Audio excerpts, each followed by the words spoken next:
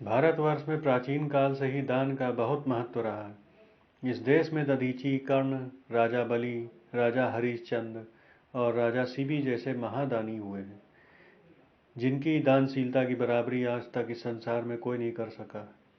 शास्त्रों और पुराणों में भी दान का वर्णन किया गया है।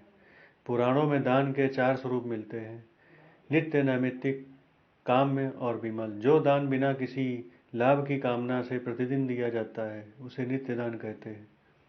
अपने पापों की शांति के लिए जो दान दिया जाता है उसे नैमित्तिक दान कहते हैं। जो दान संतान, विजय, ऐश्वर्य और स्वर्ग की कामना से दिया जाता है वह दान काम्य दान कहलाता है। और जो दान सिर्फ ईश्वर की प्रसन्नता हेतु दिया जाता है वह दान विमल दान कहलाता है। दान के विषय में एक पौराणिक कथा के अनुसार एक बार देव, असुर और मनुष्य ब्रह्मा जी के से उपदेश लेने के लिए गए, तो ब्रह्मा जी ने उन तीनों को दा का उपदेश दिया। देवताओं के लिए दा का अर्थ हुआ अपनी इच्छाओं का दमन करना, असुरों के लिए दा का अर्थ हुआ दूसरों पर दया करना और मनुष्यों के लिए दा का अर्थ हुआ दान करना। इसलिए दान करना मनुष्य का परम कर्तव्य हुआ। इस ईमानदारी से कमाए हुए धन में से अपनी इच्छा अनुसार कुछ अंश का दान करना एक सामाजिक कर्तव्य माना गया है। इससे संपन्न समाज अभावग्रस्त समाज के बीच में समानता का भाव आता है। तैत्तरीय उपनिषद में लिखा है कि अन्न ही ब्रह्म है और उसी में सब प्राणियों की उत्पत्ति होती है और उसी से जीवित रहते हैं और मृत्यु उपरांत उसी में लीन हो जाते हैं। इसलिए कलयुग में अन्नदान सभी दानों में श्रेष्ठ माना गया है।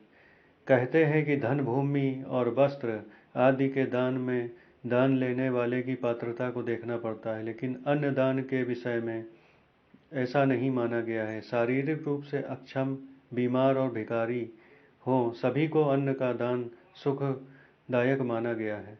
इसके अलावा जल के दान से तृप्ति, तिल के दान से संतान प्राप्ति, दीप दान से उत्तम नेत्रों की प्राप्ति, भूमि दान से समस्त इच्छाओं की पूर्ति और इच्छित पदार्थों की प्राप्ति, स्वर्ण दान से लंबी आयु, ग्रह दान से उत्तम भवन तथा चांदी के दान से उत्तम रूप की प्राप्ति होती है। वस्त्र दान करने से चंद्रलोक की प्राप्ति तथा अश्व के दान से अश्विनी कुमारों के लोक की प्राप्ति होती है।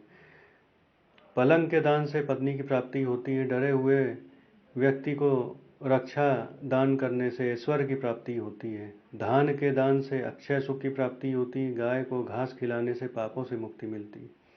भोजन या हवन हेतु लकड़ी का दान करने से अग्नि के समान तेजस्विता की प्राप्ति होती है और रोगियों को दवा तथा पौष्टिक भोजन के दान से रोगों से मुक्ति मिलती है।